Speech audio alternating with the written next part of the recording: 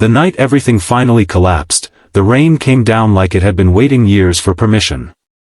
It soaked the cracked sidewalk, the cardboard boxes, and the tired man sitting on the steps of a closed public library in Columbus, Ohio. Nathan Cole held his coat tighter around his thin frame, not to protect himself, but to shield the small backpack resting against his chest, the only thing left that belonged to his son. In that moment, with streetlights flickering like dying stars, it felt as though the world had quietly decided it was done with him. Before we go any further, if you believe in kindness, second chances, and stories that remind us humanity still matters, please take a moment to like this video, comment your thoughts, share it with someone who needs hope, and subscribe to the channel. Your support helps stories like this reach hearts that are still waiting to believe. Nathan had not always been invisible. Years earlier, he was a skilled machine technician at a manufacturing plant outside Dayton, a man who worked double shifts and still showed up at school events with grease on his hands and pride in his eyes. His wife, Rebecca, had been the calm center of their life, the one who laughed easily and believed that hard times were only temporary. When illness took her swiftly, the world cracked open. Medical bills drained savings, grief drained energy, and the factory downsized. Nathan lost his job 3 months later, and from there the fall was quiet, relentless, and unforgiving. Raising his young son, Caleb, alone became both his purpose and his torment. Nathan tried everything: warehouse work, delivery driving, night janitorial shifts, but exhaustion followed him like a shadow. When the rent fell behind, he sold furniture. When the lights were shut off, he told Caleb it was an adventure. When child services knocked after a missed school week due to illness, Nathan realized he was standing on the edge of something terrifying. He sent Caleb to stay temporarily with a church volunteer family in Cincinnati, promising it would only be for a little while. That promise was the hardest lie he had ever spoken, even though he prayed it would someday become true. By the time Nathan reached Columbus, he had nothing but worn boots, a resume no one wanted, and a heart heavy with regret.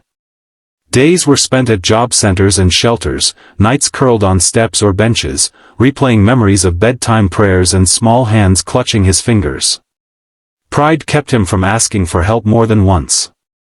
He believed that if he endured quietly, something would change. What he didn't know was that someone had already noticed him long before he hit the bottom. Years earlier, during a brutal winter storm, Nathan had pulled his rusted sedan onto the shoulder of a highway when he saw another car stranded in the snow. He had no phone signal, no money, and no reason to stop except instinct. Inside the stalled car was a woman named Margaret Whitmore, soaked, shaking, and terrified. Nathan spent hours digging, flagging help, and keeping her warm with his own coat until emergency services arrived. He never asked her name, never mentioned it again. He simply drove away late for his own shift, unaware that Margaret was not just another commuter, but the founder of a logistics empire worth billions. Margaret never forgot him. Years later, on a quiet afternoon, she sat in the back seat of a black sedan as it passed the public library in Columbus. Her eyes caught on a familiar posture, a man hunched forward, protecting something small against his chest, eyes carrying a weight she recognized. She ordered the driver to stop. Stepping out into the rain, she walked closer, her heart pounding with a strange certainty. When she saw Nathan's face, older, thinner, but unmistakably the same man who had once saved her life, she felt the universe snap into focus. Nathan didn't recognize her at first. To him, she was simply another well-dressed stranger standing too close. When realization dawned, it came with embarrassment, fear, and disbelief tangled together. He tried to stand, failed, and expected judgment. Instead, what he received was something far rarer: recognition without pity. Margaret learned everything within minutes. Not from questions, but from the way Nathan carried his pain, from the backpack, from the pauses between his breaths. She told him he wasn't invisible. She told him he wasn't forgotten. And in a moment that would divide his life forever into before and after, she made it clear that he was not walking this road alone anymore. From that day forward, change did not come like a miracle, but like a careful rebuilding.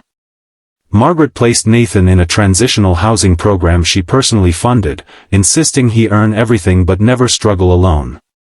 She connected him with training programs, counseling, and legal aid to help reunite him with Caleb. Nathan resisted at first, pride clawing at him, but love for his son finally won. Weeks turned into months. Nathan gained weight, strength, and something he hadn't felt in years, direction. He trained as a logistics coordinator, discovering that his years of hands-on work had prepared him better than any classroom. He showed up early, stayed late, and treated every task like it mattered, because to him, it did. Margaret watched from a distance, never interfering, never controlling. She believed dignity came from being trusted. The day Caleb came home was quiet and overwhelming. There were no cameras, no speeches. Just a father on his knees, arms wrapped tight around the boy who had waited, who had believed, who had forgiven without needing explanations. That night, in a small but clean apartment overlooking a bus line, Nathan cried for the first time in years, not from pain, but from relief. As time passed, Nathan's story quietly rippled outward. He volunteered at shelters, mentored other struggling parents, and spoke openly about failure without shame. Margaret eventually invited him to join a foundation she was building, one focused not on handouts, but on second chances for parents on the edge of losing everything. Nathan accepted, knowing his past was not something to hide, but something to use. If this story is touching something deep inside you, if it reminds you of someone you know or something you've lived through, please pause here and engage with the video. Like it, share it, and let the algorithm carry this message of hope to others who might feel unseen today. Years later, on a clear Sunday morning in Ohio, Nathan stood outside a community center filled with families, volunteers, and children laughing freely. He watched Caleb, now taller, confident, and kind, help a younger boy tie his shoes. In that moment, Nathan understood that losing everything had not been the end of his story. It had been the soil where something stronger grew. Just before this story ends, I want to ask you something simple but powerful. Please comment below with the word hope if you believe that no one is ever too broken, too late, or too far gone to be found again. Nathan Cole never became famous. Margaret Whitmore never sought praise. But somewhere in the space between despair and compassion, two lives collided, and the echo of that kindness continues to change others.